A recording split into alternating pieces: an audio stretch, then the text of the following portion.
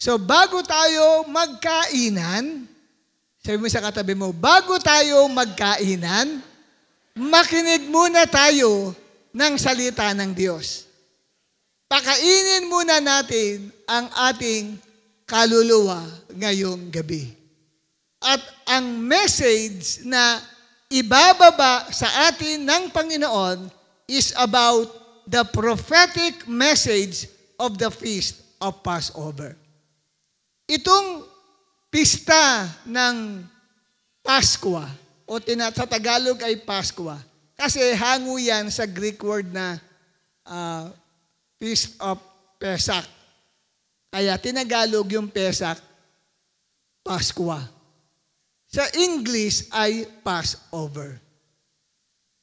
At ito pong feast na ito ay tumutukoy sa pag-alaala sa mga matatandang Israelita na lumabas mula sa lupain ng Ehipto nang hatulan ng Diyos ang lahat ng mga panganay ng tao at ng hayop dito sa loob ng bayan ng Ehipto.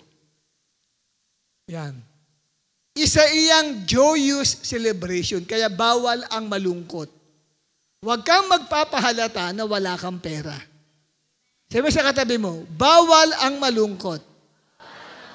Huwag kang magpapahayag o magpapakita na broken-hearted ka. Kailangan tayo ay nagsasaya kasi ito ay pagsaalaala ng pagpapalaya na ginawa ng Diyos sa mga Israelita. Yan ay mababasa natin sa Book of Exodus, chapter 12, verses 10 to 13. Pasensya na po sa mga mahirap umunawa ng English. Sabi mo sa katabi mo, pasensya ka na. Itatranslate ko na lang sa iyo sa Tagalog. Okay? Ang sabi ng verse 10, in this manner, ito ang bilin ng Diyos through Moses sa mga Israelites. In this manner, you shall eat it with your belt fastened, your sandals on your feet, and your staff in your hand. Para bagang nagmamadali sila. Kasi pinapakatay sa kanila ng Panginoon ang isang tupa na 1 taon lang ang edad, walang anumang kapintasan. At ito ay kanilang papatayin, kakatayin, at yung dugo nito ay ilalagay sa bowl. At pagkatapos, yung dugo ng pinatay na lamb o na lalaking tupa ay ipapahid sa mga hamba ng mga pintuan ng bawat Israelita doon mismo sa loob ng Ehipto. At ang sabi ni Lord, doon sa pinatay nilang lamb, you shall eat it in haste. So kakainin nyo siya ng mabilisan. It is the Lord's Passover. Bakit? Tinawag na it is the Lord's Passover. Verse 12, for I will pass through the land of Egypt that night. Ako'y maglalakad o dadaan sa lupain ng Ehipto sa gabing iyon. And I will strike or kill all the firstborn in the land of Egypt, the firstborn of both man and beast. And all the gods of Egypt I will execute judgment. I am the Lord. So, meron siyang gagawin, dadaan ang anghel ng kamatayan, at sa pagdaan nito, lahat ng walang pahid ng dugo doon sa kanilang mga hamba ng pintuan ay mamamatayan ng mga panganay na anak, tao o hayop. At ang sabi ng verse 13, the blood shall be a sign for you on the houses where you are. And when I see, God said, when I see the blood, I will pass over you, and no plague will befall you. Lalagpasan ko kayo. iiskipan ko kayo, iiwasan ko kayo, at walang anumang salot na darating sa inyo to destroy you when I strike the land of Egypt. So yan po kapatid ang ibinilin ng Diyos sa mga Israelite. Yan ang kauna-unahang Feast of Passover na nangyari thousands of years ago doon po sa lupain ng Ehipto. And because of that, ipinag-utos ng Diyos na ito ay dapat nilang alalahanin taon-taon pag suwing sasapit ang selebrasyon ng Feast of Passover. God commanded the Israelites to commemorate their exodus from Egypt. So pinapaalalahanan ng Panginoong Diyos na ito ay ipagdiriwang ninyo ang paglabas ng inyong mga ninunong Israelita mula sa Ehipto at papunta sa lupang pangako. Saan mababasa? Exodus chapter 12, verse 14. Ang sabi, this day shall be for you a memorial day. Noong time na yon, thousands of years ago, bago po kapatid na lumabas ang mga Israelites sa lupain ng Ehipto, ay sinabi na sa kanila ng Diyos, ang araw na ito ay araw na dapat niyong alalahanin, and you shall keep it as a feast to the Lord. Ito ay inyong gaganapin bilang kapistahan sa Panginoon. Kaya nga may tinatawag na Feast of Passover o kapistahan ng Pesach. At ang sabi, gagawin ito na selebrasyon throughout your generations as a statute forever. You shall keep it as a feast. So, walang tigil ang selebrasyon ng tinatawag na kapistahan ng Passover. Pagdating sa kapistahan, kabisa yan ng katabi mo. Sapagkat lahat tayo lumaki na meron tayong nararanasang kapistahan sa ating mga syudad, sa ating community, sa ating lugar, may kapistahan.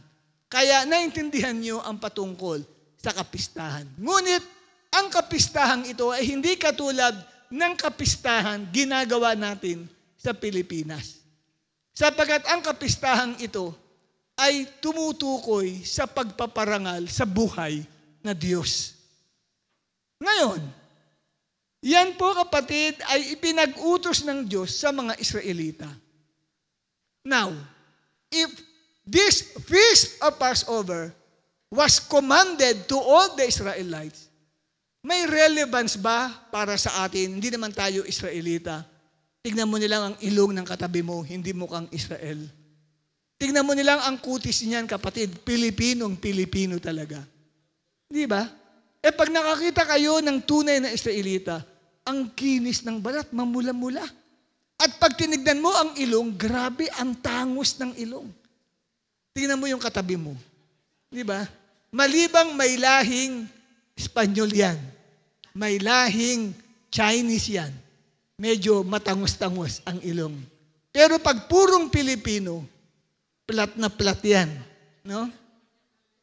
Hindi. Okay. Sorry, sweetheart. Sorry. May nagbabiolent reaction dito. Pag sinabi kong plat ang ilong. Okay? So, ngayon, tayo sa New Testament. Bilang mga mananampalataya ni Kristo, dapat ba nating ipagdiwang ang pista ng Passover? Ayan, ginagawa natin ito. Ano ang patunay sa Bible na tayo rin, bagamat ito'y pinag-utos sa mga Israelita, na kanilang ipagdiwang ang Passover, pero tayo, hindi naman Israelita, pero bakit natin pinagdiriwang? Pinag-utos din ba yan sa mga mananampalataya ni Kristo? Opo. Yes, of course. Sa English ng opo. We can celebrate the Feast of Passover. Why? Because it is commanded by Apostle Paul. Ipinag-utos yan ni Apostol Pablo sa mga mananampalataya sa Corinth. Ang Corinth, combination ng kongregasyon yon ng mga Jew at ng mga Gentiles. Kasi ang Corinth ay parte po parte siya ng isang bansa na mga Greek-speaking people. Corinthian. Okay? Pero ang pinakabansa nila ay Akaya. Yun po. Pero ang city nila ay city of Corinth. At dito sumulat si Apostle Paul sa 1 Corinthians chapter 5 verses 7 to 8. Ano ang sabi niya?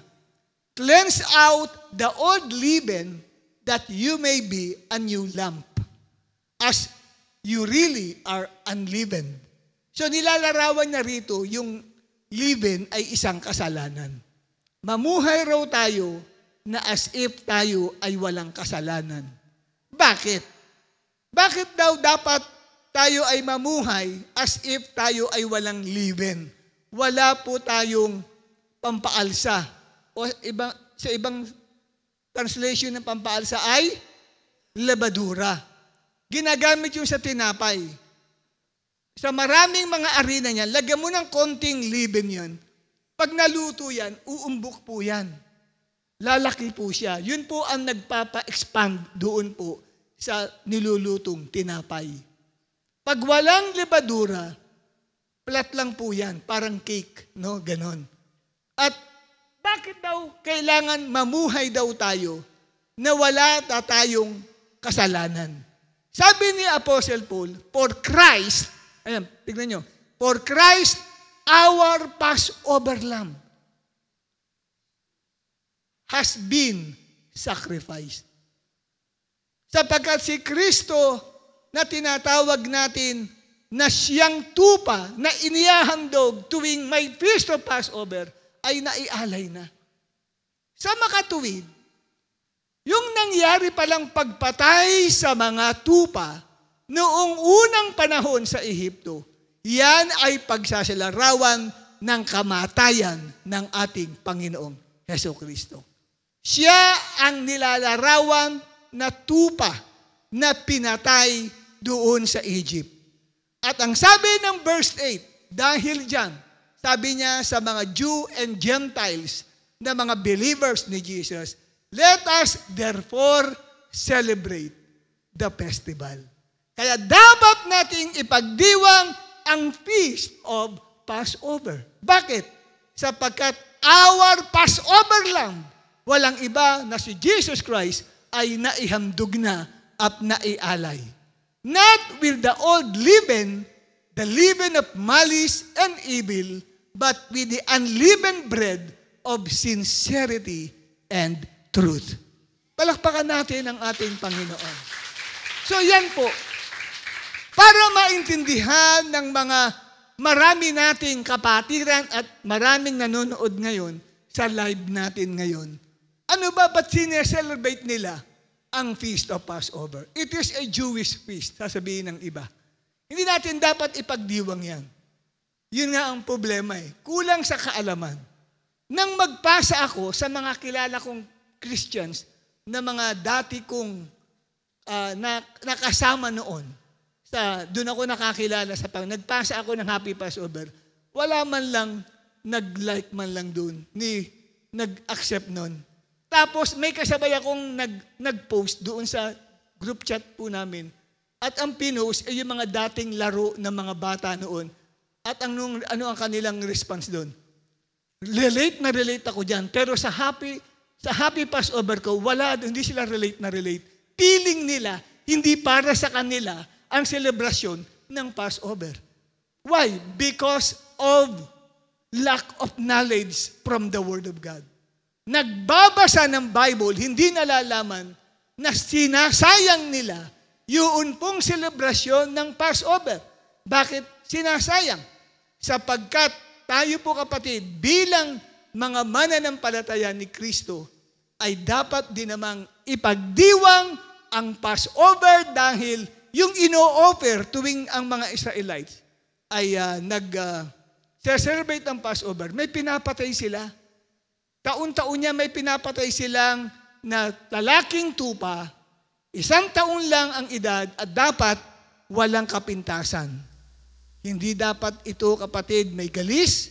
Kailangan maayos ang balat ng tupang yon at pag perfect siya, saka po siya kakatayin. Pero sa 10th day of the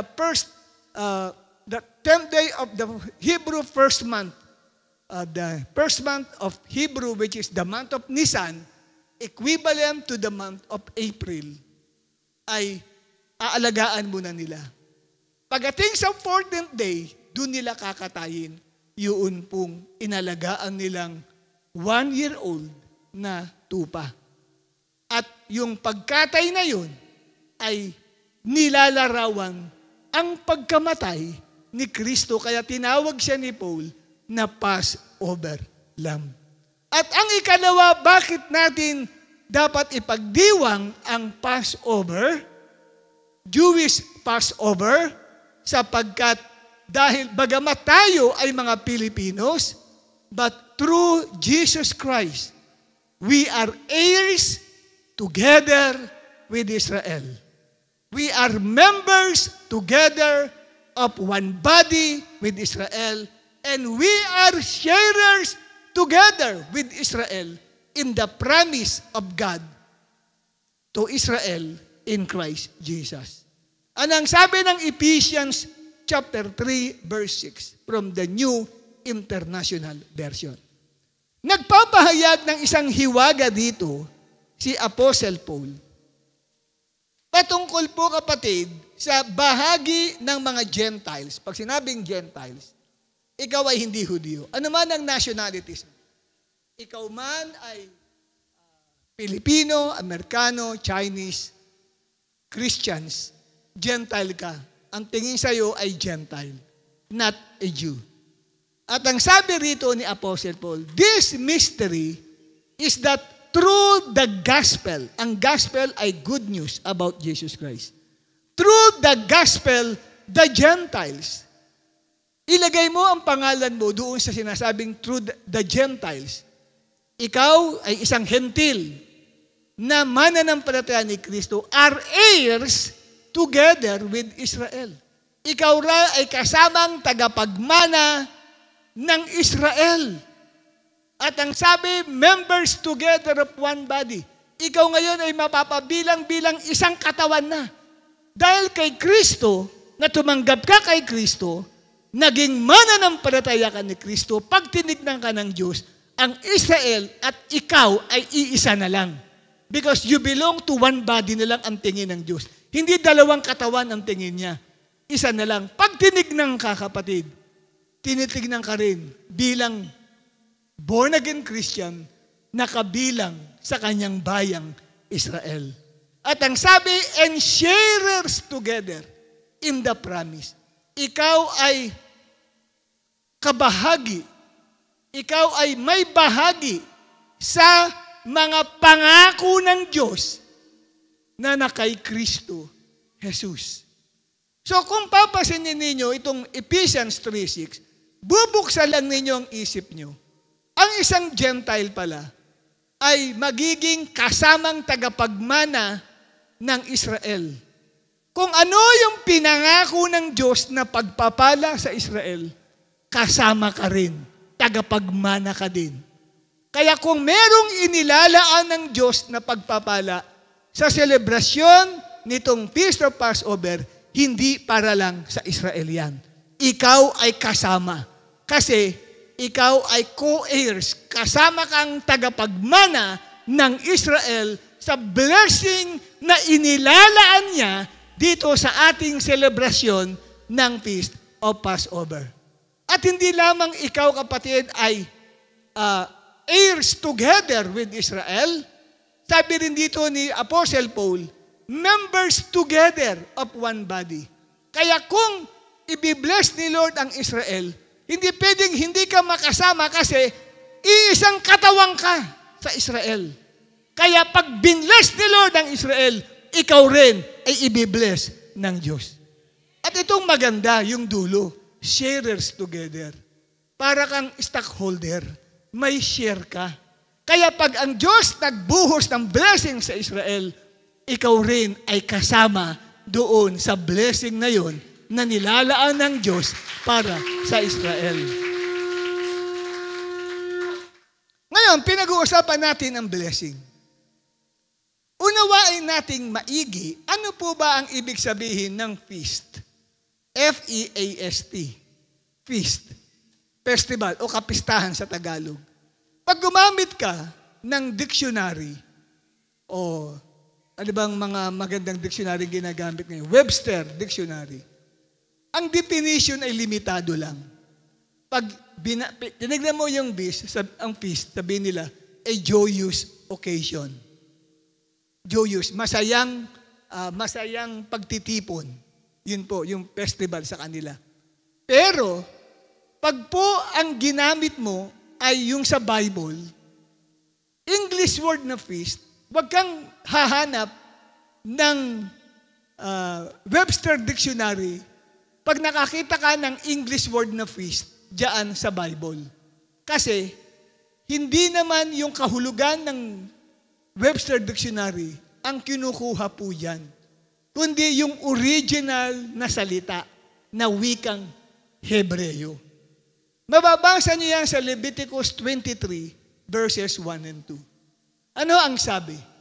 The Lord spoke to Moses, saying, "Speak to the people of Israel, and say to them, these are the appointed feasts of the Lord, that you shall proclaim as holy convocations. They are my appointed feasts." Then binrake down, kasama yung feast of Passover. Ang tawag ay feast of the Lord. Now, yung feast in Hebrew is Moed. Moed, na ang kahulugan niya is God's appointed hour to bless. So, ibig sabihin, pag mayroong selebrasyon ng kapistahan sa Israel, ito pala ay divine appointment. Alam mo yung salitang appointment? May appointment ka ba? Di ba? May appointment akong ganito eh. So, kinakailangan magtatakda, may tinakdang araw para makatagpo mo yung taong ka-appointment mo. Yung kapistahan pala ay itinakdang araw ng Diyos para ano? Para pagpalain ng Diyos ang kanyang bayan. Alam niyo po ba, ang Feast of Passover ay nagsimula according sa Gregorian calendar, April 22, at matatapos ng April 30. 8 days celebration po yan. Pinili natin yung last na celebration. Amen? Ibig sabihin, sakop pa rin ito. Ibig sabihin, di ba sabi ng Bible, sabi mismo, kung ano yung last, doon yung best na isa-serve. Di ba? Katulad nung naubusan ng alak doon sa kasalan sa Kana. Ang sabi noong in charge doon sa kasalan bakit itinira ninyo ang pinakamasarap? Sa kasalan, sabi ganun, sa handaan, inuuna muna nila yung mga hindi masasarap na inuuna nila muna yung mga masasarap hindi masasarap na inumin. Tapos, ang hinuhuli, yung masarap na. Kaya ngayon, sabi nila ngayon, ang hinuli nga ninyo, yung pinakamasarap. So, nandito tayo ngayon sa April 30 na celebration sa Israel ng Feast of Passover sapagkat ito ang itinakdang oras ng Diyos para pagpalain ka. Alam mo ba, hindi aksidente ba't ka nandito ngayon? Dahil ito ay appointment ng Diyos para sa iyo. Wala ka nga balak sanang dumalo Sa totoo lang, hinihila ka lang ng leader mo para nandito ka. Ilang sa inyo rito, wala talagang kagana-ganang pumunta, kaya lang napilitan. Kapatid, biyaya ng Diyos yun. Appointment ni God sa iyo kasi mula sa araw na ito ay babasbasan niya ng pagpapala ang iyong buhay. Amen? Abay, dapat excited ka. Parang hindi ka interesado sa blessing ni Lord. Hindi naman po ako nanloloko sa inyo. Hindi po ako nambobola sa inyo. Hindi ako nagsisinungaling sa inyo. Yan po ang kahulugan. Amen? And together with Israel, tonight, is your appointed time to be blessed by God. Sabihan mo yung katabi mo, uy, mag-rejoice ka. Bawal ang tahimik. Amen? Pag narinig mo, tonight is your appointed time to be blessed by God, sumigaw ka na, mag-ingay ka na. Alright. Take two tayo. Okay? Tonight is your appointed time to be blessed by God. Yun. Kailangan ipakita ninyo sa Panginoon na talagang, Lord, excited ako, ma-meet ko kayo ngayong gabi. Para yung pagpapala, excited akong tanggapin ko ngayong gabi. Amen po ba? Hindi yung tonight is your appointed time to be blessed by God. Parang walang, nakatingin sa iyo si Lord. Parang hindi excited ang anak ko. Parang hindi siya makapaniwala. Dapat makikita sa iyo, yes, may pagtayo ka pa. Ito, tingnan mo, duwit pang tumayo itong dalawang mag-asawang ito. Mga addict sa blessing yan eh. Kaya binibless ni Lord. Alam niyo po ba yung mga binibless ni Lord? Mga addict sa blessing. Amen po ba? O gusto mo maging addict sa blessing? Gusto mong i-bless ka ni Lord? Maging addict ka sa blessing. Take 3. Take 3 tayo. Amen? With matching tayo pa yan. Yes. Di ba? Amen? With matching sigaw pa yan. Hallelujah. Okay. Tonight is your appointed time to be blessed by God. Yan. Pag narinig ng kapitbahay nyo dyan, ano nangyayari dun? Sabi raw narinig ko lang ngayong gabing ito, ang appointed time ni Lord, i-bless sila. Alam nyo sabihin nila, sila lang ba? Hindi, sama rin tayo. Baka hindi tayo magdaka pag bukas natin yan, daming tao sa labas. Gusto rin nilang mapagpala ng Diyos. Amen? Ngayon, pinag-uusapan natin ang patungkol sa blessing. What is the prophetic blessing of this feast of Passover? Ano yung blessing na ito? Number 1, this is your new season of unlimited boundary. Grabe!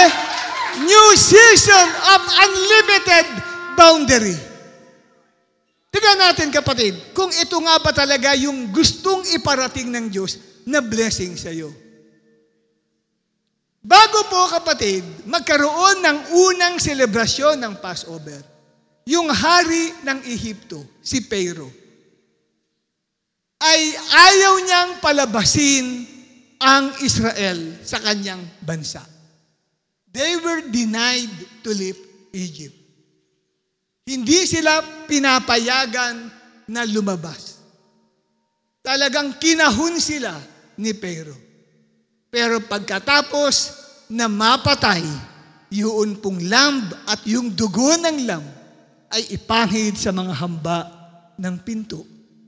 And then dumaan ang anghel ng kamatayan, pinatay ang lahat ng mga panganay ng tao at panganay ng hayop, pati yung panganay na anak ni Paraon ay namatay. At mamaya-maya sa katahimikan ng gabi ay pumalahaw ang malakas na iyakan sa kampo ng mga Egyptians. Bakit? Lahat sila ay namatayan ng anak at namatayan ng mga panganay ng mga alaga nilang hayop. At sa bagay na yan, kapatid, nakita ho natin na dahil doon sa precious blood of the Lamb na yun, nag-issue ng decree si Pharaoh. Pwede na kayong lumabas. Kaya nakalabas sila doon sa boundary na inilagay ni Pharaoh. At nang lumabas sila, meron na namang bagong boundary. Ano po yun? Red Sea, yung dagat na pula. Lumabas nga sila, ang problema, may hadlang naman yung dagat na pula. Di ba, ang mensahe kapatid, nitong Feast of Passover is a new season of unlimited boundary. Wala nang limit Yun pong paghadlang na ginagawa ni Pharaoh sa buhay mo. Sapagkat nang sila ay nakarating, doon po mismo sa Red Sea. Tapos biglang natauhan si Pharaoh. Ba't nga ba natin pinalabas yung mga Israelitang yun? Habulin natin. So, kinuha niya ang lahat ng kanyang mga tauhan, sumakay sila ng kabayo at karwahe at hinabol nila ang mga Israelites. Nakita nila, hindi sila makatawid sa Red Sea. Sabi ni Pharaoh, hindi sila makakaligtas sa akin sapagkat naharangan sila ng dagat na pula. Nung makita ng mga Israelites, sabi nila, Moses, dinala mo ba kami rito para mamatay dito sa lugar na to? Dahil kulang ang sementeryo sa Egypt. Nag-iiyakan ng mga Israelites. Ngunit sabi sa kanya ng Diyos, tumayo ka sa ibabaw ng Red Sea. Iunat mo ang iyong dalawang kamay at ang tungkod sa iyong kamay. Hawiin mo ang dagat na pula. Praise the Lord. Nasa Exodus chapter 14, verse 21 to 22. Makikita nyo dyan, kapatid, when Moses stretched out his hand over the sea, the Lord caused the sea to go back by a strong east wind all that night.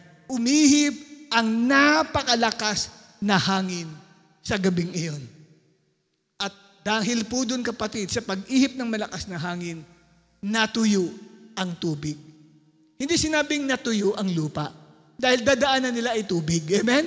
Ang dapat matuyo, anong dapat matuyo? Lupa ba o tubig? Pag ang tubig natuyo, anong tawag? Dry ice. Tama po ba ako? Kaya sa amin, sa seminaryong inatinan ko, isa yan sa aming mga diniscuss. At dito, kapatid, yung pag binasa ninyo ang NIV, even the New King James Version, yung salitang land ay naka-italics. Ibig sabihin, wala siya sa original version ng Bible. Ang nandyan lang ay yung dry.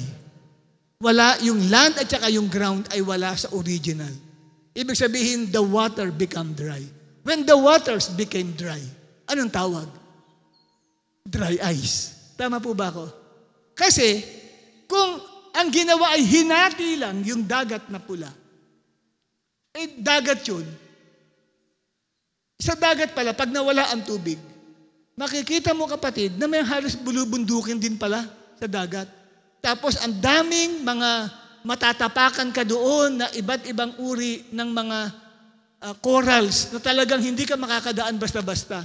Lalo na ang mga bata at ang mga hayop. So, bakit ang bilis silang dumaan? Sapagkat ayon dito sa Bible ay yung tubig ay naging dry ice. Kaya mabilis silang nakalakad. Tapos ang sabi rito, di ba yung tubig ay parang naging wall sa kanila? Naging dry ice din. Dry sila. Sa paligid, yung walls ng tubig ay naging dry ice. Kaya lumakad ho sila doon. Siyempre, ilang libo yan. Sabi nila, 6 million ang lumalakad. Dala ang lahat ng hayop. Aba, di nagkanda sugat-sugat ang mga paa nito dahil sa maraming corals. Tayo nga lang minsan, di ba? Na susugatan tayo, Di ba? Dano pa lang tayo hindi pa tayo nasa gitna ng dagat, Nasa ano lang tayo, Natutusok na tayo. May mga bato-bato na matatalim. Amen? Kaya, imposible, kapatid, na makalakad sila ng ganun kabilis. Pero dito, ay ipinakita sa atin, kapatid, ang sabi, and made the sea into dry. Sabi, dry land. Yung land, naka-italics, again, wala sa original. Ang nakalagay lang, and made the sea into dry. Ano ba yung sea? Tubig. And made the water into dry. Kaya pag ang tubig ay tumigas, anong tawag? Hindi lupa, kundi dry ice. Kaya yung tubig na Red Sea ay naging dry ice. Lumakad sila doon. At sinikap din na lumakad nila Paraon. Pero yung sumusubaybay sa kanila na ulap na sa gabi ay umaapoy ang lumagay sa likuran ng mga Israelites para hindi makalapit itong mga Egyptians na ito.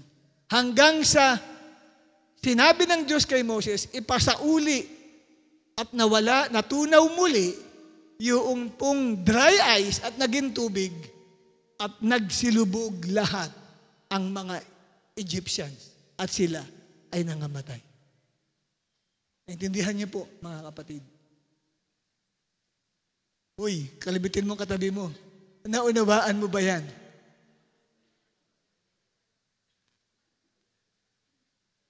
The first dry ice happened in the Red Sea.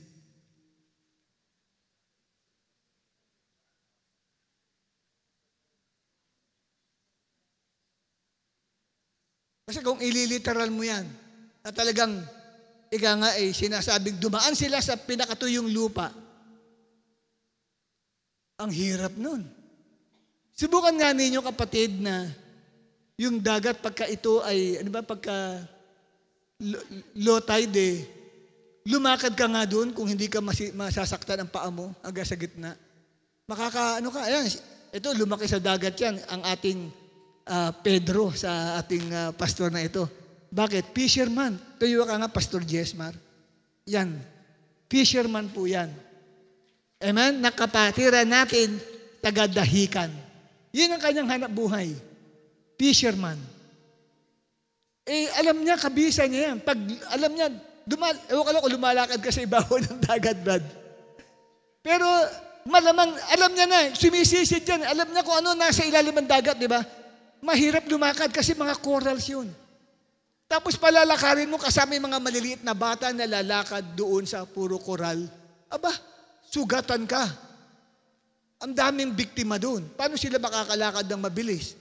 Siyempre, nag-iiyakan ng mga bata. Magbubuhatin mo, kailangan pagalingin mo. Di tatagal sila. Kaya ang Diyos talaga napakatalino. Para walang problema at sagabal, gawing dry ice yung kanilang lalakaran. Turn the liquid water into dry ice. Praise God. Kaya nakita po natin, yung hadlang, una, yung sa land of Egypt, natanggal. Ikalawang hadlang, yung Red Sea, naalis. Kaya pinakikita lamang sa atin dito, lahat ng nararanasan mong naging mga hadlang sa buhay mo ay tinanggal ng Panginoon. Pero alam niyo po ba anong pinakamatinding hadlang? Yung sa isip ng tao. Lagi mong iniisip, imposible mangyari ito. Hindi ko magagawa ito. Nariyan ang hindrances sa isipan ng tao. You are being limited by what you think of. Hindi ko kaya yan. Imposibleng mangyari yan. Kapatid, ngayon tatanggalin ng Diyos sa isipan mo yang mga limitation na yan sapagkat sisilidan ka ng Diyos ng isang bagong pananampalataya. Aalisin niya yung isipan ng mga 10 espiya na pinadala ni Moses doon po sa lupang pangako. Kasi yung 10 espiya, nang bumalik sila, ang sabi nila kay Moses at sa mga taong bayan, hindi natin kayang pasukin ang lupang pangako. Kasi mahigante ang nakatira, ang taas ng pader, ang dami nilang reason. Nakakita sila ng hindrances, sabi nila, no way, we cannot move, we cannot advance. We cannot move forward. Hindi tayo makakarating dun sa lupang pangako. Maaaring nasa ganyan kang sitwasyon. Lagi nilang ang nakikita mo, imposible. Hindi ko magagawa. Hindi ko kaya to. Pero kapatid, because we are celebrating this feast of Passover, at ang mensaheng gustong ibaba sa iyo ng Diyos, kapatid, that this season is the new season of unlimited boundary. Wala na pong pwede pang humadlang sa iyo, anuman yan. Kung may promotion coming to you, no one can hinder your promotion. Amen? May mangyayaring bagay na maganda sa buhay mo. at pinlano ni Satanas hadlangan, no way! Nandito ka ngayon, kasama yan sa blessing ng Diyos na inire-release sa'yo ngayon. Unlimited boundary. Sabi sa'yo ng devil bago ka pumunta dito, hanggang dito ka lang. You cannot cross this line. Pero ngayon, ni-remove ng Diyos yun. Amen? Because you can now cross every boundary lines of the enemy. Wala nang boundary pa sa'yo. At sino yan? Kung ikaw yung tumalo ka, ako yan! Importante yan sa atin. Express nyo ang inyong pananampalataya. Amen? This is a special service sa atin. Hindi ito katulad ng Sunday worship celebration natin. Kasi we are celebrating here the Feast of Passover. Amen po ba? Ano ang message? New season, bagong panahon. Grabe, unlimited boundary. Ilang beses ka nang sinasabi ng kaaway, no, hindi ka pwede makatawid dito. Hindi ka pwede makatawid dito. Pero ngayon, no way. Sapagkat makakatawid ka na. Makakadaan ka na. Amen? Palakpakan natin si Lord. And the second blessing na gustong i-release sa'yo ng Diyos is this is your new season of acceleration, new season of progress, and new season of breakthrough. Dahil unlimited yung boundary, kapatid, nitinan niyo yung acceleration? Para sa sasakyan, pagka yun inapakan mo, yung gasolina niya, mag-accelerate siya, bibilis siya. Amen? Yung mga sa school noon, may mga na-accelerate. Nagsimula, grade 1, mag-good ka na, naging grade 4. Accelerate agad. Sabihin, nagkakaroon ng mabilisang pagbabago sa sitwasyon ng kanyang buhay. At yan ang gagawin sa'yo ng Panginoon. I-accelerate ka ng Panginoon. Magkakaroon ng progress at magkakaroon ng breakthrough. Tingnan natin, kapatid, ang nasa likod ng kasaysayan nitong Feast of Passover.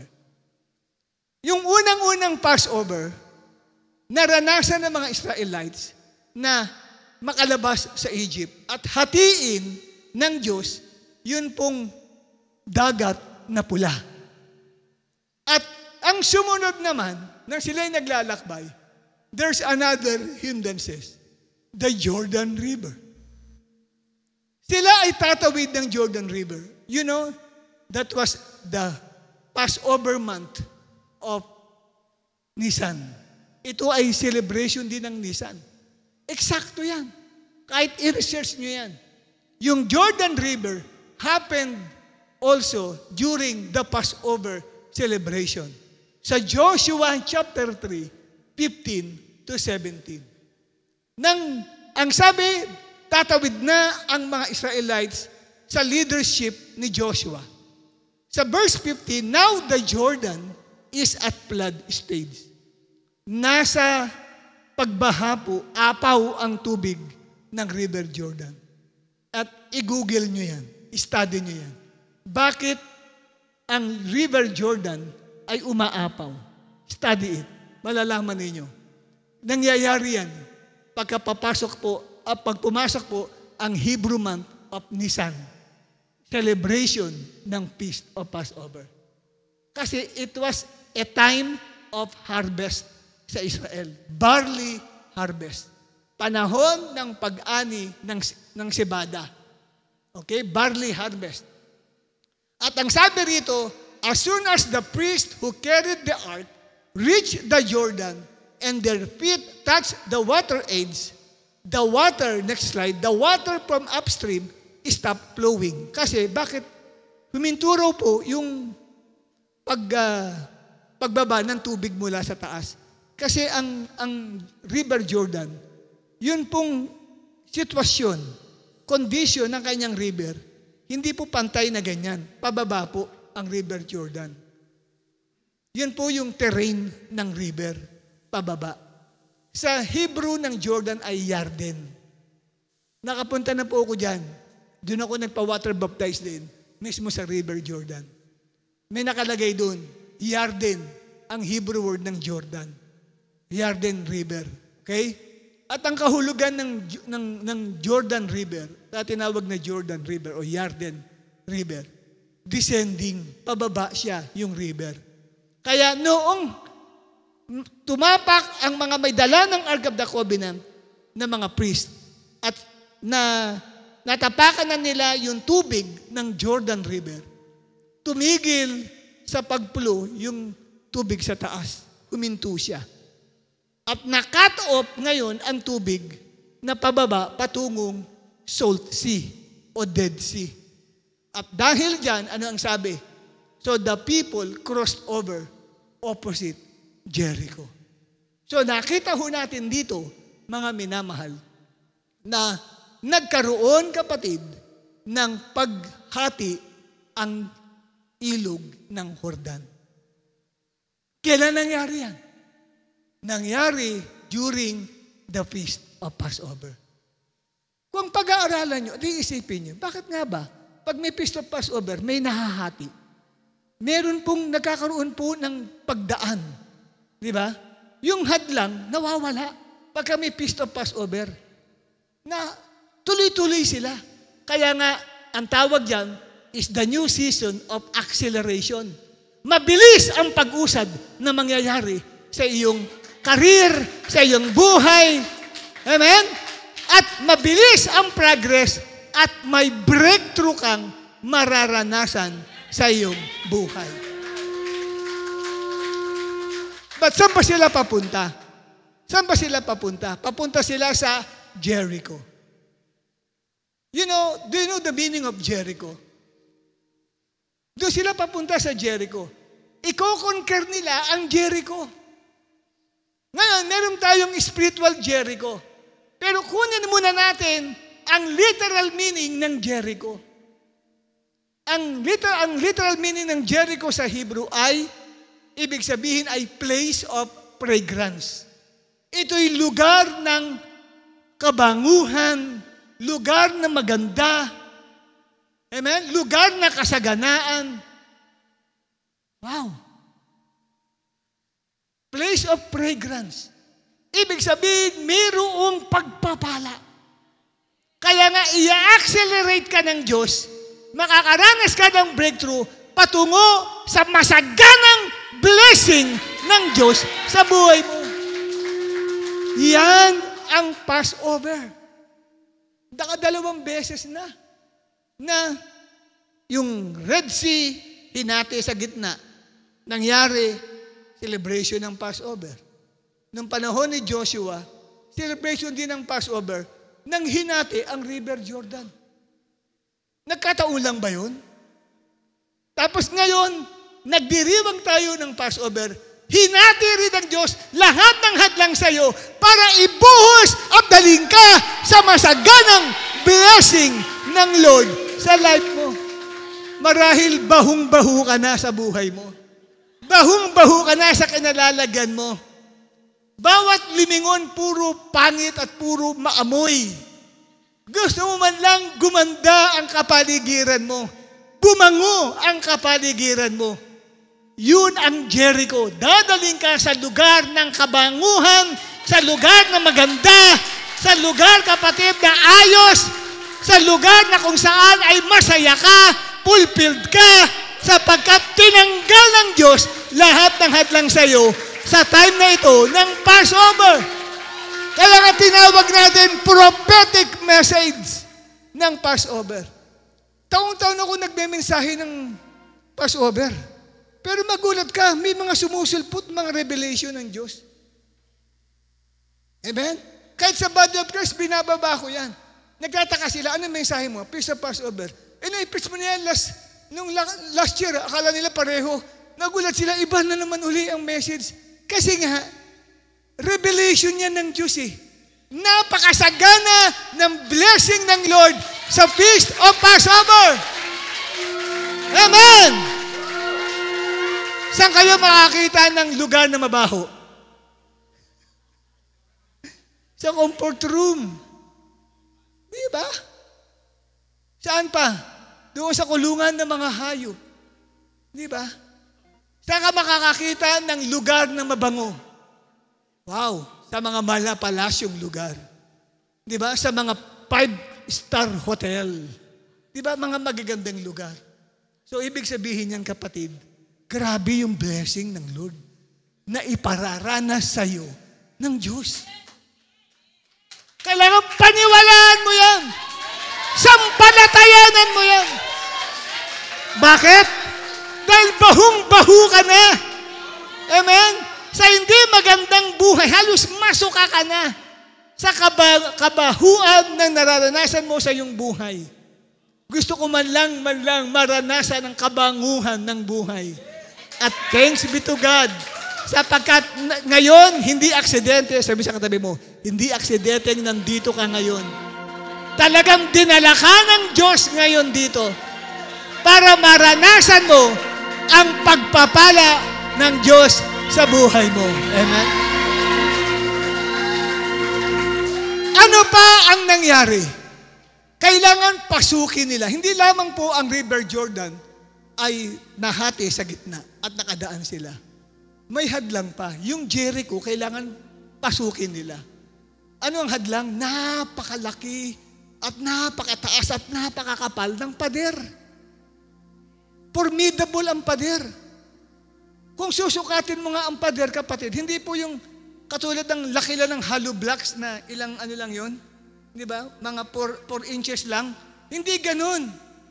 Doble-doble po pala yung pader na yun. Kung may pader tayo rito, doble-doble po ang pader. Pwede pong ang kapal po niya. Mula dyan, hanggang dito, ang kapal ng pader na yun. So, hindi mo basta-basta ito, kapatid, matitinag. At ano ang sabi ng Bible sa Joshua chapter 16, verse 20? When the trumpets sounded, the army shouted, and the sound of the trumpet, kaya kailangan sumigaw ka. Pag sigaw mo mamaya, lahat ng walls na hadlang doon sa plano ng Diyos sa buhay mo ay mawawasak. Teka muna, mamaya na muna. Magsasalita pa ako, mamaya na isigaw. Mamaya, sabay-sabay tayo. Amen? Hayaan mong mawasak ang lahat ng walls of hindrances. Lahat ng walls of barriers. Para hindi mo maranasan ang blessing ng Lord sa iyo, mamaya babagsak lahat yun. Sapagkat sa Joshua chapter 16, continuation po yan. Panahon pa rin po yan ng selebrasyon ng Passover. Pasinin ninyo, ang sabi, when the men gave a loud shout, the wall collapsed. Paano nag-collapse yung wall? Alam niyo po, nung ako'y nasa Israel, tinanong ko yan doon sa mga nagtutour guide sa amin. Dumaan kami ng Jericho. At sinasabi ng tour guide namin, this is the city of Jericho. Sabi ko, where's the wall? Ang sabi, yung wall pala na ginawa, sila'y sumigaw at nagpuri sa Diyos. Ang sabi, libo-libong angels ang nasa ibabaw ng wall. Pagsigaw ng bayan ng Diyos, yung libo-libong angel, yung pinush nila paibaba, parang elevator. Ilan siya yung nakasakay na sa elevator? Kukunti pa lang. Kunti pa lang, nakasakay sa elevator.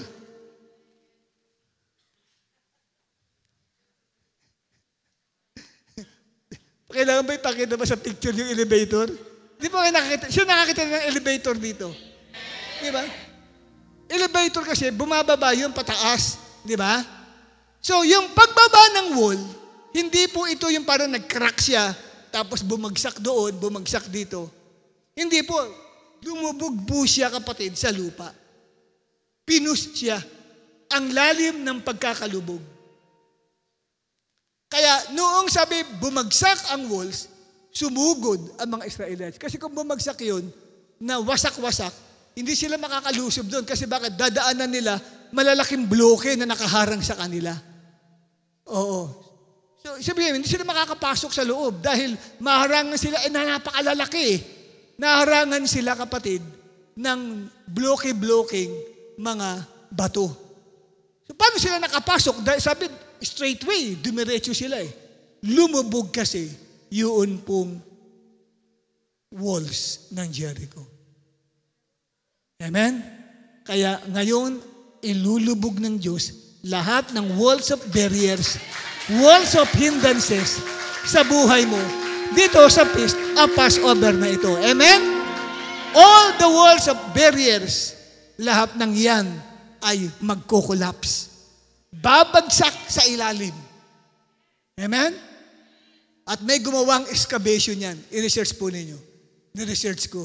In-excavate nila. Totoo nga na ang nangyari, kapatid, sa walls of Jericho ay lumubog siyang parang elevator.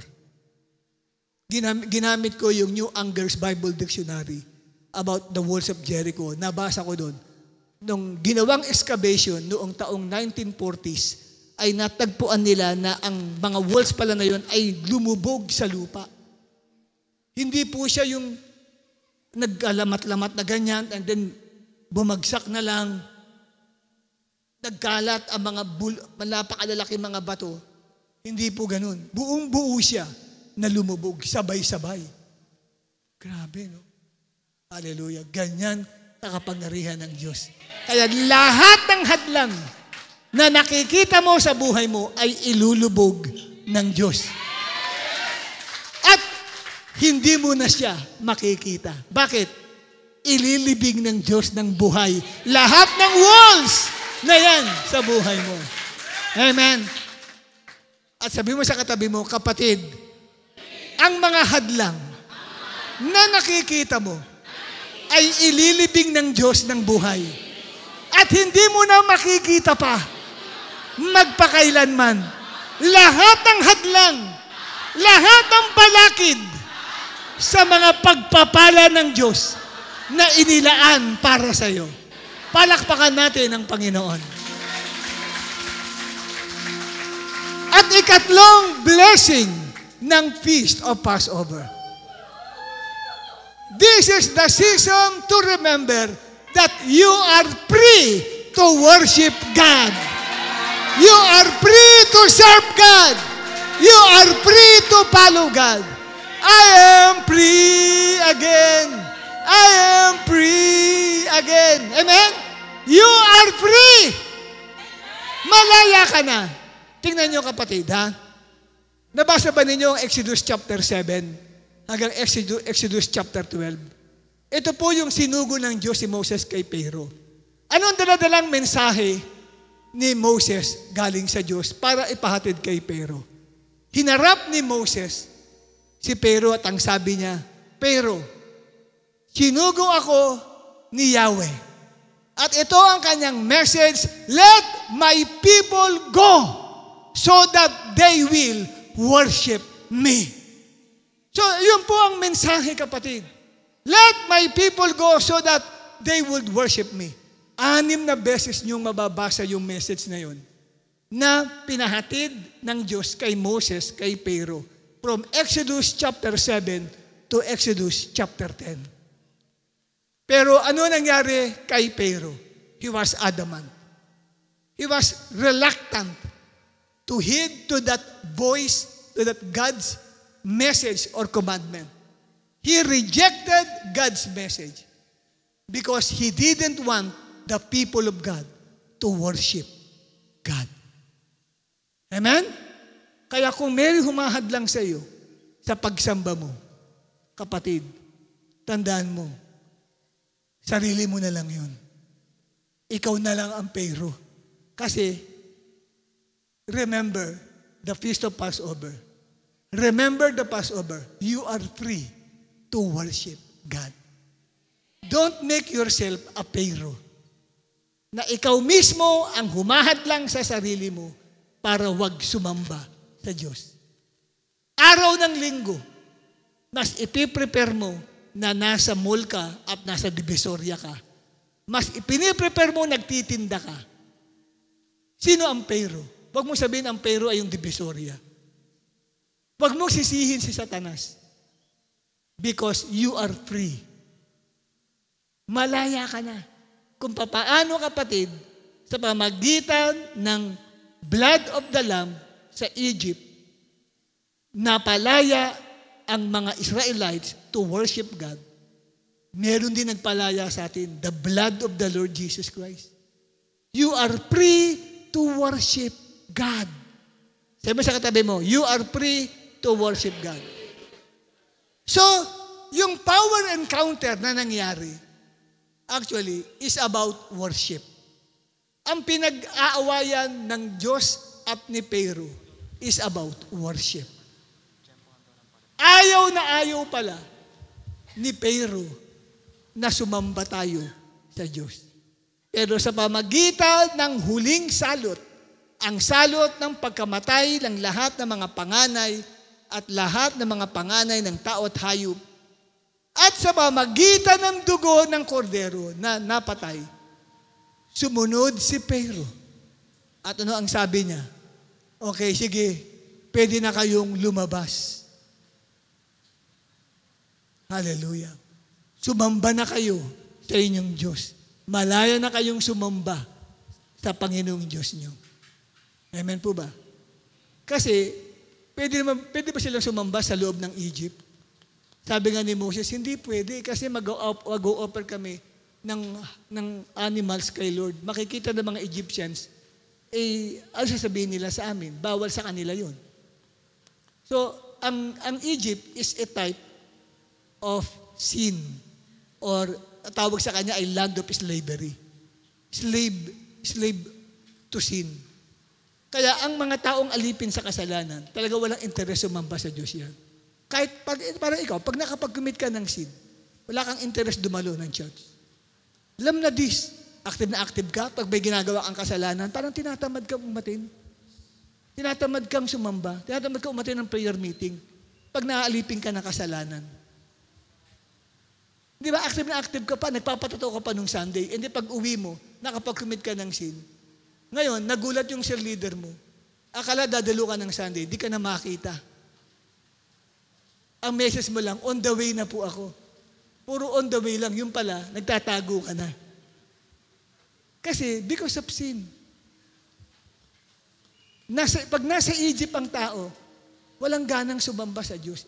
Kaya kailangan, yun mo ang sabi ng Diyos, ilabas mo sila sa Ehipto para sambahin ako. Kasi ang tunay makapagsasamba lamang ay ang taong hindi na siya alipin ng kasalanan. Ang sarap sumamba sa Diyos pag po hindi ka bihag ng anuman pong masamang pag-iisip, hindi ka bihag ng galit, hindi ka bihag ng puot, di ba? Hindi ka bihag ng mga bisyo.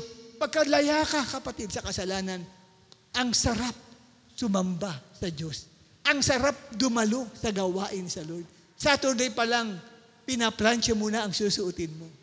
Pero kung naaalipin ka ng kasalanan, Saturday pa lang, alam mong wala kang susuotin, ay wala kang ipiprepare. Hindi ka excited dumalo ng gawain. Ganyan, kapatid, ang nilalarawan dito sa Egypt. Kaya ang sabi ng sila'y payagan na lumabas ng Egypt, sumamba sila sa Panginoon. Saan? Doon sa paanan ng bundok ng Sinai. Bumaba ang presensya ng Diyos. At nanginig sa takot ang mga Israelites. Doon nila na-encounter si God. Amen? Kaya nga, yan kapatid, malaya ka nang sumamba sa Diyos na buhay. Amen? You are free to worship God.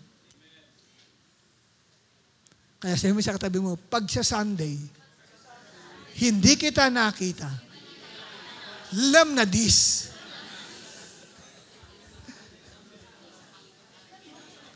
Diba? Active na active, biglang nawala ng gana.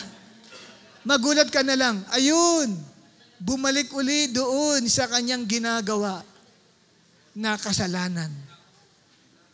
Balik uli sa kaya pala nawala ng interest dumalo. Napapataya na naman.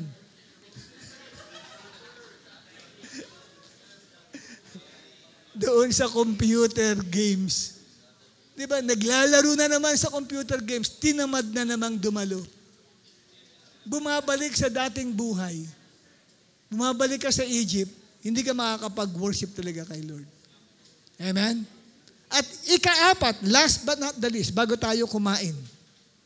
Ano ang prophetic message ng Feast of Passover? The devil and all its demons are going to avoid you. Tanggapin mo yan mula sa gabing ito. Si Satanas at lahat ng mga masasamang espiritu ay iiwasan ka mula ngayon. Yan ang panghawakan mo sa feast of Passover. The devil is going to avoid you and your family, your properties, your job, your business, your ministry, your finances. Why? Because you are covered by the blood of the Lamb. Amen. You are covered by the blood of Jesus Christ. Alam niyo ang kahulugan ng Passover in Hebrew, yung Pesach, it means to leap over. Yung bang nandiyan ka, sampulan nga natin, sino mataas tumalon dito? Okay, ito nga, ito. Medyo maganda pang katawan ito. Ayan. Okay. Dito ka muna. Eh, nandito yung mag-asawa. Ikaw kunyari ang anghel ng kamatayan. Leap over, tatalon mo sila, iskipan mo sila. Talong ka ng mataas, papunta doon, ha? Sige.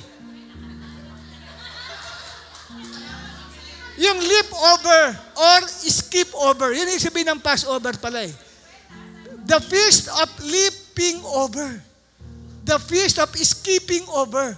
Iiwasan ka. Ito pala yung pestang iiwasan ka. Iiwasan ka ng kamalasan. Iiwasan ka ng sakit at karamdaman.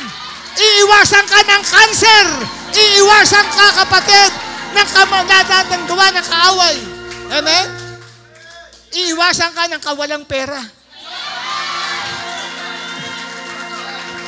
Ito, dumarating si walang pera. Nang makita ka, iniwasan ka, tumalon! Nandito ka, tumalon! Iniwasan ka, yun ang Passover pala. Hindi yung Passover na parang, Brad, dumaan ka lang ng konti. Lakad ka. Hindi ganyan ang Passover palang kahulugan. Ang Passover ay nag-leap siya, tumalon, para maiwasan ka. Yun pala yung Passover na kahulugan ng Pesach. Hallelujah. O, tignan ninyo. Sample. Sige. Yeah! Yes. Iniwasan ka. Amen? Ganyan ang gagawin ng kaaway sa iyo. Dahil nakita, may pahid ka ng dugo ni Kristo. Kaya mula ngayon, kapatid, protektado ka ng blood ni Jesus. Kaya wala tayo paririnig dito, hinahabol ka ng demonyo. Susunod-sunod sa iyo masamang espiritu. Never again. Kasi mula ngayon, tinanggap mo na yung blessing na yan, na ang blessing where the devil and all its demons are going to avoid you. Palakad ka pa lang, nakita ka ng demonyo, umaalis na.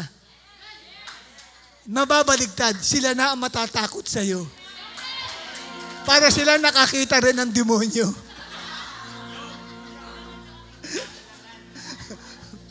Dati, pinakita ka ng demonyo, natatakot ka, hindi ka makadaan, lalo na pagka madilim doon, hindi ka makadaan-daan. Pero ngayon, sila ang para nakakita ng demonyo. Hindi ko sinasabi na demonyo sila pangit at nakakita sila ng mas pangit. Hindi ganun. Kasi bakit nakakita sila ng liwanag sa iyo. Ang dugo ni Kristo ay taglay mo. Kaya sumampalataya ka na mula sa araw na ito, nagbago na ang sitwasyon ng buhay mo. Amen? Palakpakan natin si Lord. At sino rito, kapatid, mula ngayon, iiwasan ka na ng espiritu ng kamalasan. Sino rito, iiwasan ka na ng karamdaman. Iiwasan ka ng mga taong masama. Balak kang pagnakawan, balak kang hold upin, nang makita ka, natakot. Because you have the protection of the blood. At sino yan? Kung ikaw yan, tumalong ka sa ako yan. Yes. Nangyayari na ngayon yan doon sa mga tumalon. Woo! Amen.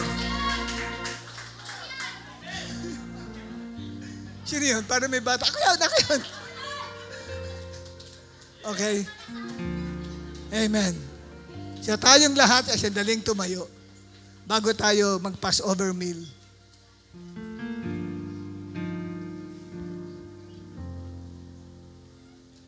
Awit lang tayo sandali. Preparation natin sa ating Passover meal. Tama yung ginawa niyang pagtalon para marami-rami kayong makain dito sa ating Passover meal. Double purpose yan.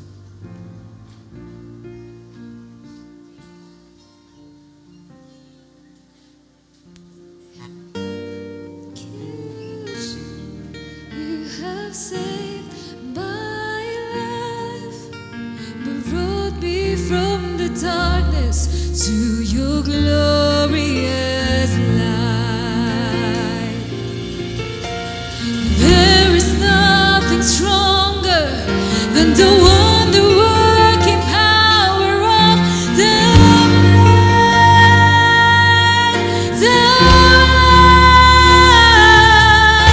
that calls us sons and daughters. We are ransomed by our Father through the blood.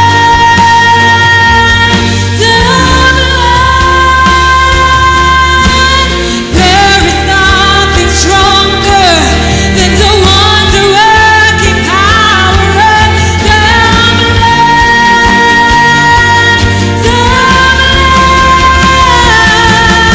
that calls us sons and daughters.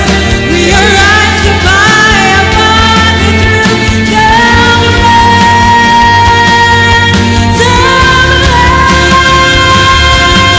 Walang mas lalakas sa kapangyarihan ng iyong dugo,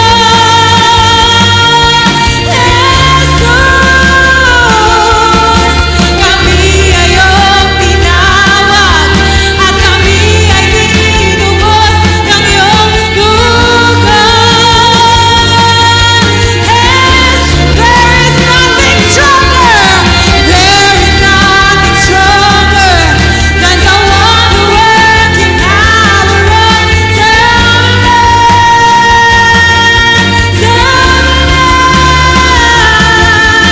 that calls us sons and daughters. We are ransomed by our Father through the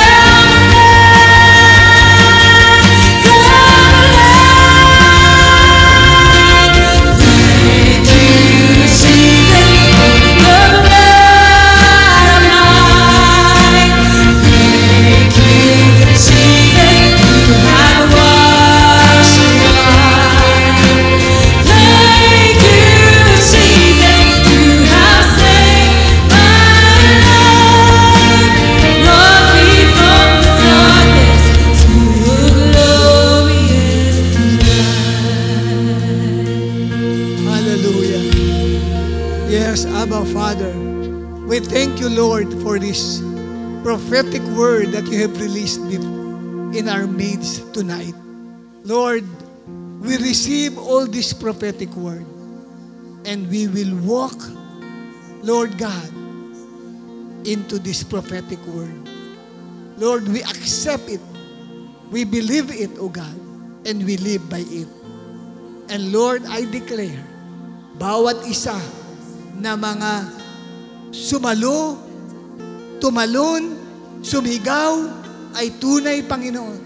Papangyarihin mo sa kanila yung 5 message ng prophetic word ng Feast of Passover. Salamat po sapagkat kami ay naging heir with Israel, members together of one body with Israel, and sharers together with Israel in the promise in Christ Jesus. Lord, sinalo namin lahat ang blessings na nilaan mo para sa Feast of Passover. Mangyari yan sa mga kapastoran po namin na nandito. Maganap yan at pagbalik nila sa kanilang respective church and ministry ay tunay, O Diyos, na mararanasan nila ang blessing ng Passover sa kanilang buhay, sa kanilang family, sa kanilang ministry, sa kanilang properties, at maging, O God, sa anumang bagay na may kinalaman sa kanilang buhay. And Aba, ganun din sa lahat naming mga kapatiran na nandito ngayon, hindi aksidenteng dinala mo sila sa lugar na ito upang kanilang marinig at masalo ang mga prophetic word na inirelease nyo sa bawat isa. Aba, Father, dalangin namin sa iyo as we proclaim the power of the blood of our Lord Jesus Christ. Kinikilala namin that the enemy will surely avoid us because we have that power of the blood of the Lamb in our lives. Thank you, God. Salamat po. At dalangin ko nga po sa iyo, long life, good health ang maranasan ng bawat isa. At higit sa lahat din, Lord, basbasan mo ang mga pitaka, basbasan mo, Panginoon, ang lahat ng bulsa ng aming mga kapatiran. Naniniwala kami sa blessing na aapaw sa kanilang buhay. In Jesus' name. Salamat po, O Diyos, sa pangalan ni Jesus. And everybody will shout, Amen. Makakaupo na po kayo at tayo ay dadako sa ating mga pagkaing inihanda para po sa ating Passover celebration. Yung mga kakainin po nating food, ito po ay ang mga food na inihanda sa Israel during that time. Kaya pwede na po nating i-distribute yan at kailangan ko ng mga division heads ng department manager at department chiefs at saka division chiefs. Ilang 7. Sisindihan po ang candle bago tayo magpasimula. Pero pwede nang i-distribute po yan. Wala po munang kakain, sabay-sabay po tayo. Pwedeng tignan, pwedeng amuyin, pero wag lang pong isusubo muna. Okay. Sige po, tinatawagan natin ang ating mga division chiefs here.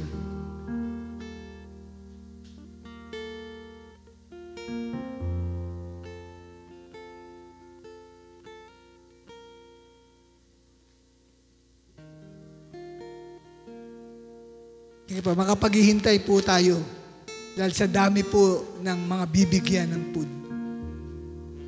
Wala rito yan, hanggang dun sa pinaka-overflow room.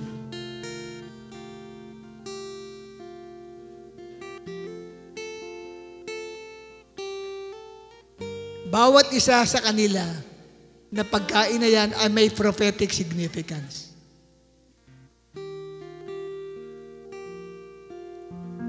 Okay? Kulang pa po. 2, 4, 5. May dalawa pa.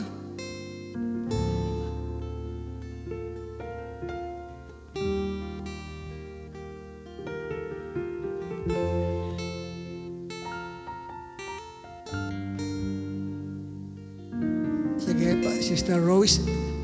Isa pa. Okay, good. Sige, ayan. Kompleto na. Alright. Sige po. Susindihan po muna natin ang candle. First candle.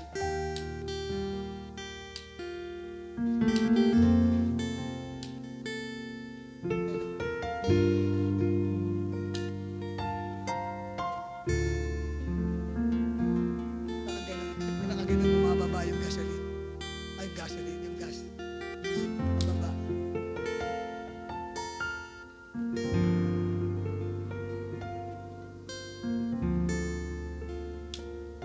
Papagal.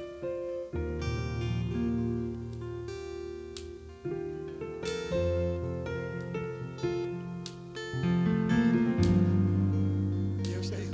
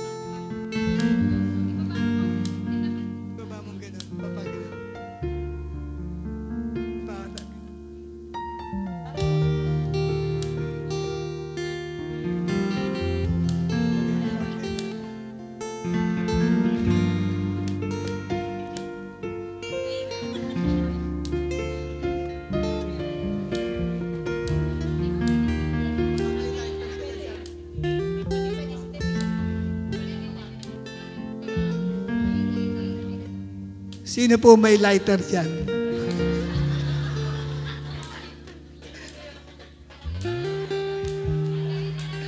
Na kami mag-volunteer mag-abot ng lighter.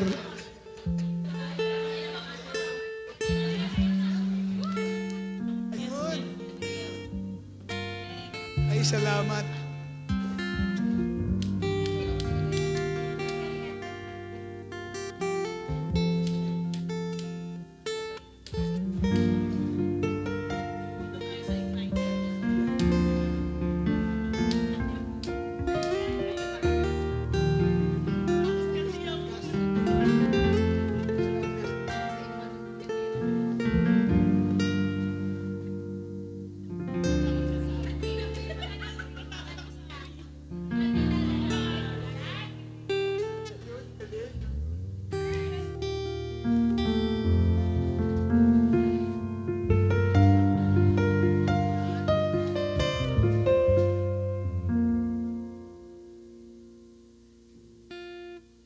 Ika-anim na candle.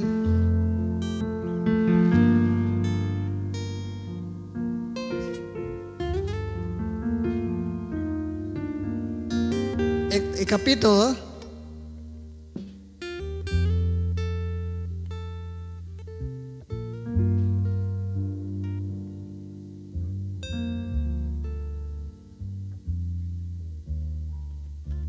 Yes, tayo manalangin. Abba Father, we thank you. Dumating ang gabing ito kung saan kami po ay makasalo-salo sa Passover meal na ito. Bless us sapagkat naniniwala kami lahat ng mga bagay na ito ay nagmula sa iyo. Ito ay pagpapala mo. Ito ay biyaya mo sa aming lahat at tatanggapin po namin ang mga pagkain ito na meron kanya-kanyang symbolic meaning. At lahat ng symbolic meaning ng food na ito ay magaganap sa aming mga buhay sa pangalan ni Jesus. Amen at amen. Okay? So ano ang mga foods na atin pong kakainin? Kaya pwede kayong kumuha kung ano yon. Una ay roasted shank bone of the lamb. Meron po dyan kapatid, no? Pero hindi po buto, ibibigay ho namin sa inyo. May laman na siya. Galing sa shank bone. Ano ang meaning niyan? It refers to the sacrifice of Christ sa kanyang kamatayan sa cross. Tinatanggap natin ang pagpapala ng kamatayan ng ating Panginoong Jesus sa krus. Sapagkat siya yung Passover lamb that was killed during the first Passover. Siya nilarawan nun until na ito ay natupad noong siya ay nabayubay sa cross. Kaya tanggapin po ninyo kapatid, tanggapin po natin yun pong karne, yan pong atin pong Passover lamb. Taas po natin. Abba Father, for Jesus' sake, tinataas namin sa iyo yung mga parte ng karne ng shank bone na ito ng lamb. Naniniwala kami sa kamatayan ng aming Panginoong Jesus. At tunay na si Kristo ay nagbigay at nagbuwis ng buhay para sa amin. Sapagkat sinabi sa iyong mga salita, maliban ninyong kanin ang aking katawan at inumin ang aking dugo ay wala kayong buhay sa inyong mga sarili.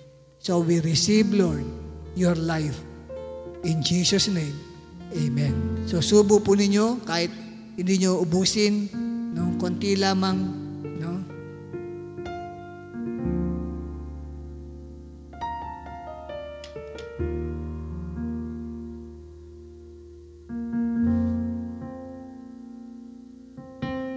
At ikalawa ho natin, kunin ay yung egg.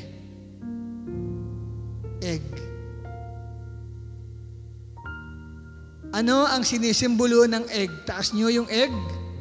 Egg represents the circle of life, renewal and revival. Kasama po yan sa inahanda sa Feast of Passover. At tatanggapin natin ito as a symbol na tayo kapatid ay renewed, revived, sa pamagitan ng buhay ng ating Panginoong Jesucristo. He died so that we might have life. Tanggapin natin ang egg in Jesus' name. Amen.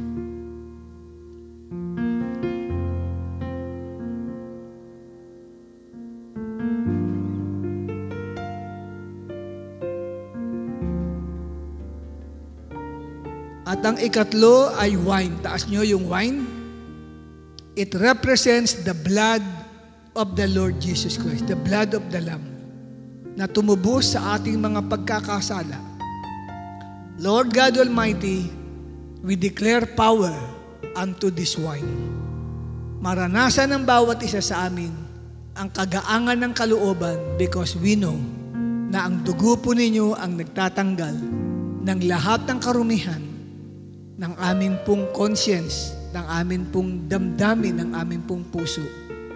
At tunay, God, dalisayin mo ang aming puso sa gabing ito. We receive the forgiveness sa lahat na nagawa namin pagkukulang. In Jesus' name, amen. Huwag niyo pong ganong ubusin dahil may pakakainin pa ho tayo. Kaya first, drink ng cup of wine. Hanggang ika-4 po tayong iinom ng cup of wine. Next, ika-4 is the matzah. Ang matzah ay tinatawag na unleavened bread. Ito po yung tinapay na walang lebadura na nagre-represent sa katawan ni Kristo na namatay para sa atin. Tatlo po yan. Okay? Taas natin ang tinapay. Huwag niyo muna isusubo. Sabi ni Jesus, ito ang aking katawan na binibigay ko para sa inyo. Tuwing kakain kayo nito, ay gawin ninyo bilang pag-alaala sa akin. Aba, Father, inaalala po namin ang inyong katawan na nabayubay sa krus. Salamat sapagkat sa pamagitan ng sugat sa inyong katawan, kaming lahat ay gumaling. In Jesus' name, amen. Subo po natin ang tinapay.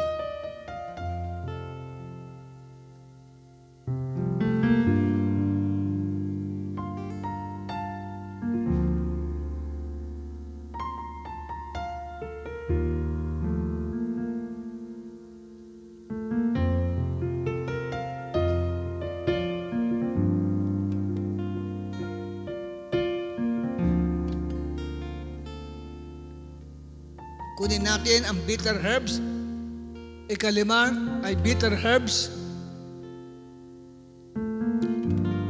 Represents the bitterness of slavery of sin. Para sa mga Israelites, pag pinagse-celebrate nila yan, sa hapagkainan, inaalaala nila yung kahirapan na naranasan ng kanilang mga ninunong Israel sa Egypt. Dahil sa sila'y alipin, bilang mga alipin, no? Inalipin sila sa Egypt.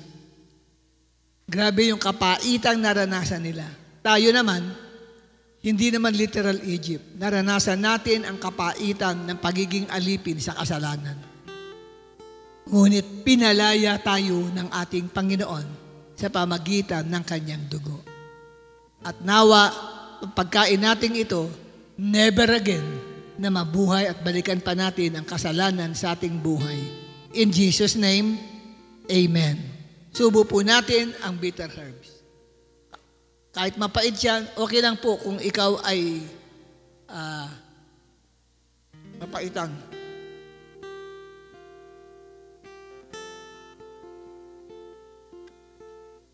Sige po, okay lang po yan. Kaya ang yung makita yung kapaitan na yun. Yan ay larawan ng bitterness of slavery of sin.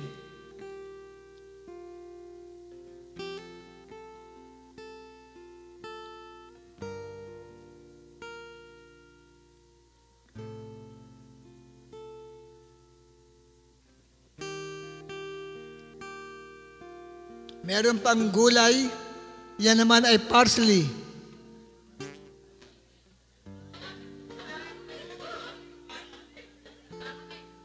Ayan, parsley. Karpas or parsley represent spring or rebirth. Amen?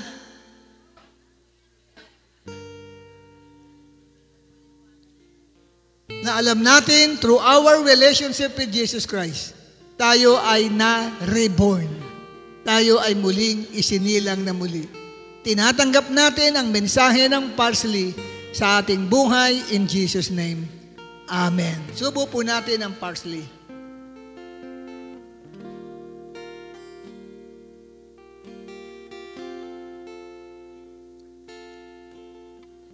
Samahan ho ninyo ng pag-inom ng wine.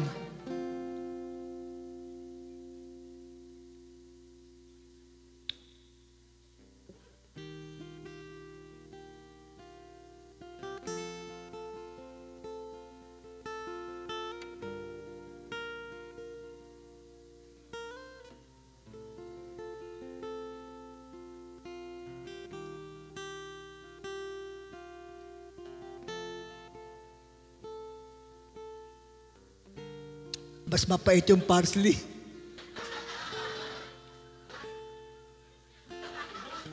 Mas mapait yung parsley. Sa halip na salt water na nagre-represent ng tears of slavery, ito pong mani, peanuts, okay? Kainin po natin.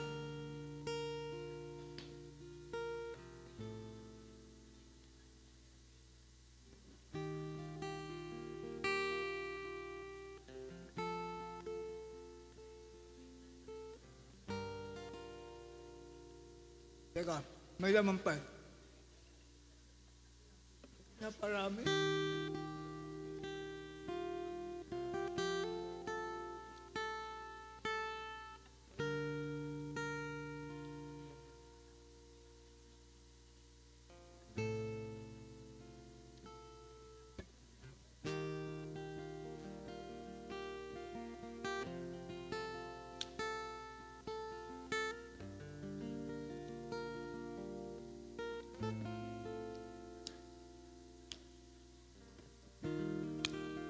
Ito pong peanut, dapat may mga halo pa po yan ng mga apple, at saka iba pa. Choriset po yun sa Hebrew. Yan po ay simbolo para sa Israel, na pinahahanap sila ng mga mortar para po sa paggawa nila noong pinagagawa sa kanila na, tawag doon, sa Israel, na bricks, oo. Pinapahanap sila. So, nakakita naman sila, grace ni Lord naman yon.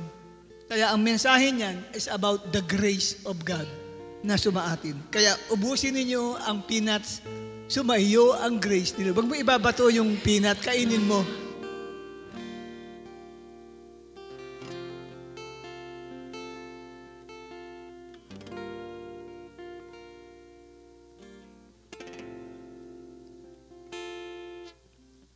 Lahat po ng may tira dyan, ubusin na nyo ngayon.